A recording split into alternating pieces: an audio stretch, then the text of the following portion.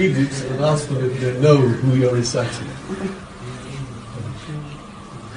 أعوذ بالله من الشيطان الرجيم.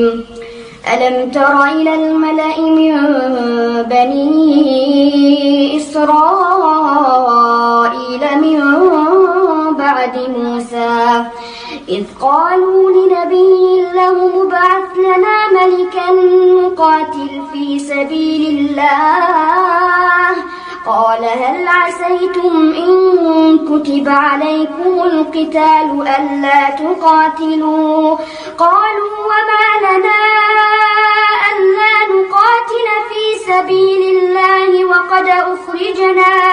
وقد أخرجنا من ديارنا وأبنائنا فلما كتب عليهم القتال